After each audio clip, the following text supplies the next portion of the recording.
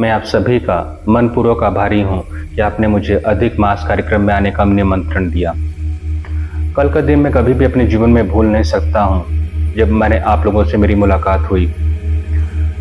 जो प्रेम आपके मन में मैंने देखा है ममता बाल सदन के प्रति, लोगों के प्रति, दादा के प्रति, वो अद्भुत था। उसे शब्दों में मैं व्यक्त नहीं कर सकता हूँ। अब मैं कुछ चीज़ें बताना चाहता हूँ जो आपके लिए माँ का संदेश या माई का संदेश समझ के इसे सुनिए। 2 संदेश हैं आपके लिए।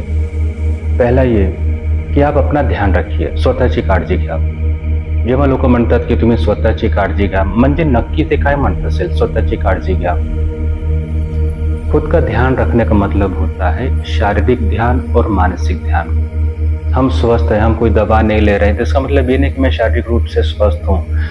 अगर आपके अंदर थकावट आ रही है, तकलीफ हो रही है, आपको कई बार होता है कि मन में कई तकलीफें होती है जो हम आप किसी से बोल नहीं पाते, इसे कहते हैं मानसिक थकान। किसी बात का डर रहना, किसी बात की चिंता होना, किसी बात को लेकर आप परेशान हैं पर बोल नहीं पा रहे, तो उसे कहते हैं मानसिक आरोग्य बराबर नहीं है। एक ऐसी चीज जिसे आपको प्रतिदिन करना चाहिए, जिसके द्वारा आप पूरी तरह से कह सकते हो कि मैं शारीरिक और मानसिक रूप से स्वस्थ हूँ, तो वह है ध्यान। प्रतिदिन आप 10 मिनट का ध्यान कीजिए। कुछ दिनों पहले ही ममता बाल सदन से 10 विद्यार्थी आए थे, उन्हें हमने योगा ध्यान सिखाया है। यदि आप आश्रम में हैं तो आप उनसे सीख लीजिए या उनसे आप फ़ोन पर बात करके वीडियो के द्वारा आप ध्यान जरूर सीखिए। आप जितना स्वस्थ रहोगी शारीरिक और मानसिक रूप से, उतना ज़्यादा सक्षम रहोगी, उतना ज़्यादा आप आगे बढ़ सकोगी। दुनिया में केवल 1% लोग ही ध्यान करते हैं, पर यही 1% लोग ही सुखी रहते हैं संपूर्ण रूप से। मानसिक आरोग्य शारीरिक आरोग्य से भी बढ़कर आता है और पहले आता है। यदि आपका मानसिक आरोग्य बराबर नहीं तो शारीरिक थकान होना स्वाभाविक है, शरीर में तकलीफ होगा और जैसे जैसे आपकी उम्र बढ़ेगी आपके जीवन में बीमारी, दवाएं सब कुछ शुरू हो जाएगा। तो पहला माई का संदेश है कि आप लोग ध्यान करने की आदत डालिए, सुबह 10 मिनट, शाम में 10 मिनट। दूसरी बात कि लोग कहते हैं कि माई जैसी बनिए, पर माई जैसे कैसे बनना है? फिर हमारे मन में आता है समाज कार्य करना चाहिए, पर समाज कार्य करने का मतलब क्या होता है कि आप जिम्मेदारी उठाइए, छोटी छोटी जिम्मेदारी उठाइए। आप जिस गांव में रहती हैं, जिस शहर में रहती हैं, सोचिए क्या मैं वहाँ की नगर सेविका बन सकती हूँ क्या मैं वहाँ पे सरपंच बन सकती हूँ क्या वहाँ पे मैं और क्या कार्य कर सकती हूँ जिससे समाज में परिवर्तन आए? क्योंकि आपके पीछे और आपके साथ एक सरनेम जुड़ा हुआ है, सपकाड़, और उसकी एक मर्यादा है। सपकाड़ का मतलब ही होता है सेवा का भाव। तो आप इतना भी कर सकते हैं कि जो बच्चे अनाथ हैं, जो बच्चे पढ़ाई स्कूल में नहीं जा सकते हैं, भले 2 ही बच्चे हों, आपके घर पे उसे बुलाइए। आप लोग शिक्षित हैं, आप उनका ट्यूशन लीजिए, आप उन्हें क्लास लीजिए, आप उन्हें कोई नया कला कौशल्य सिखाइए जिसमें आपके अंदर प्रवीणता हासिल है। हर दिन जब आप सेवा करती हैं तो समझ लेना हर दिन आप माई को पुष्प चढ़ा रही हैं। अगर आपने एक बच्चे का भी पालन पोषण कर रही हैं, उनका ध्यान रख रही हैं, उन्हें उनकी ज़रूरत की चीज़ें, किताब हुआ, बैग हुआ, शिक्षा हुई, भोजन हुआ आपके आसपास, और धीरे धीरे ये संख्या बढ़ती जाएगी, तो समझ लेना आपकी पुष्प भी बढ़ रहा है, आपके फूल जो आप चढ़ाती हैं माँ के चरण में वो बढ़ रहा है।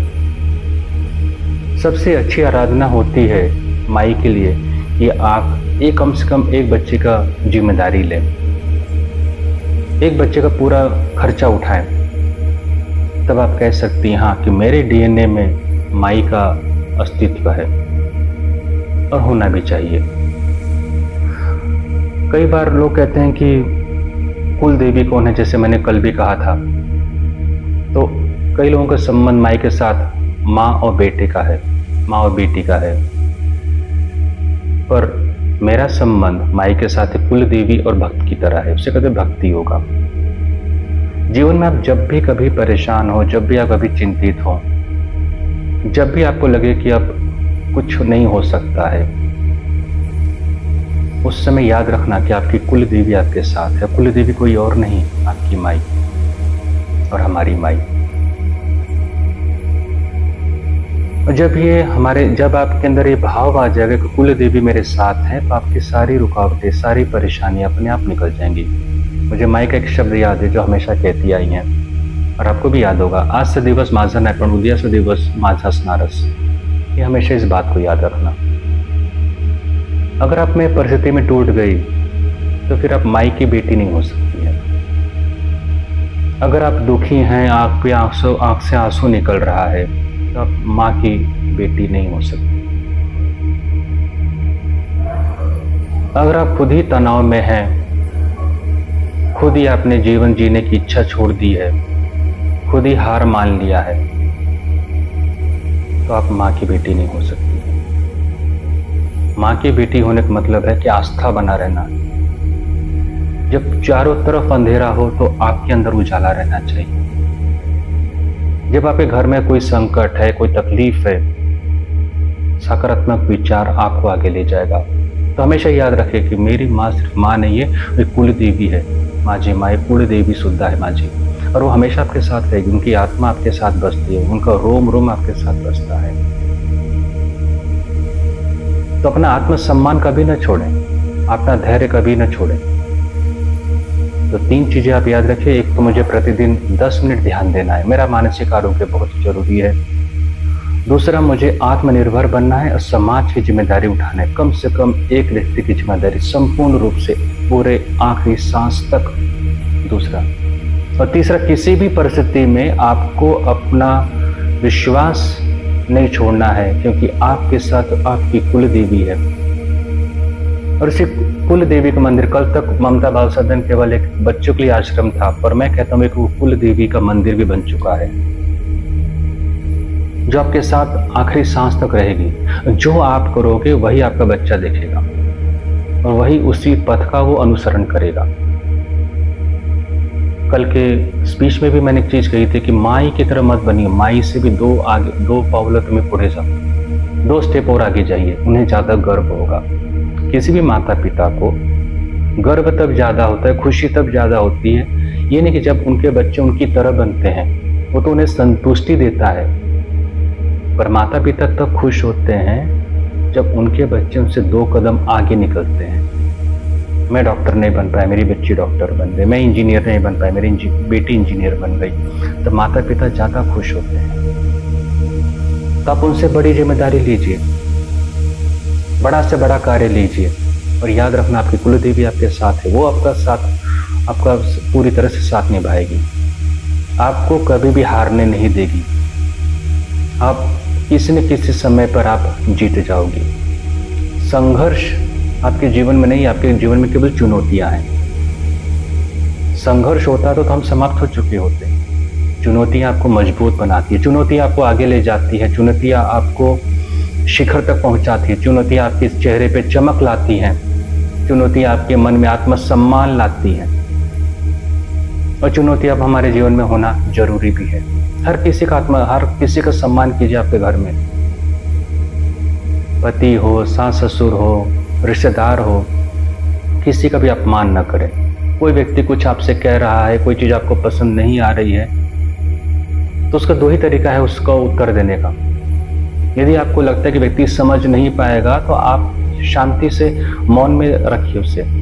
कुछ दिनों के बाद वातावरण बदल जाता है, लगता है व्यक्ति समझ सकता है, तो तब उसे व्यक्त कीजिए। पर व्यक्त करने की प्रतिक्रिया भी अलग होनी चाहिए। फिर तभी होगा जब आपके अंदर से मन शांत होगा, आप अंदर से स्थिर होंगे, भावनात्मक स्थिरता होगी। आपका जीवन यहाँ पर एक हाउसवाइफ बनकर या एक माँ बनकर नहीं हुआ। इस पृथ्वी पर जब हम लोग आते हैं तो अपना कार्य हम लोग भूल जाते हैं। हम सोचते हैं हमारा जन्म हुआ है विवाह के लिए, हमारा जन्म हुआ है बच्चे का पालन पोषण करने के लिए, हमारा जन्म हुआ है सुबह का नाश्ता, दोपहर का खाना और रात का खाना बनाने के लिए। बिल्कुल नहीं। यदि आप ये सोचते हैं तो हम माई के संतान नहीं कहला सकते हैं। आपका जन्म हुआ है समाज को बदलने के लिए, आपका जन्म हुआ है देश को परिवर्तन लाने के लिए, आपका जन्म हुआ है माँ सिंधुताई सपकाळ का नाम आगे ले जाने के लिए, उनका वारसा बनने के लिए। सर्वश्रेष्ठ बनिए। क्योंकि जब कल आप या हम सब जब हम ऊपर कभी जाएंगे, माई से जब मुलाकात होंगे तो माई आपसे एक ही सवाल पूछेगी, का रे बाळा काय काम केलास? तेव्हा तुमच्याकडे उत्तर असायला पाहिजे की माई, मी तुमच्या पुढे 2 पावलं जास्त पुढे गेलेली आहे मी. त्या दिवशी माई खरंच तुम्हाला मिठी मारतील, आपको गले लगाएगी. उससे गर्व होगा कि हर जन्म में ऐसी बेटी मुझे मिले. जैसे आप सोचते हैं कि हर जन्म में मुझे सिंधु ताई की तरह माँ मिले, तो उसे माँ को भी सोचना चाहिए कि हर जन्म में मुझे तुम्हारी जैसी बेटी मिले. आगे बढ़ें. किसी भी चीज़ को समझना हो, आप हमेशा मुझसे संपर्क कर सकते हैं, पर एक संकल्पना के साथ कि मुझे माई से भी आगे बढ़ना है, ताकि मैं माँ की आंखों में गर्व महसूस कर सकूं, गर्व को देख सकूं. आपकी आंखों में माँ का प्रतिबिंब दिखना चाहिए. जय हिंद.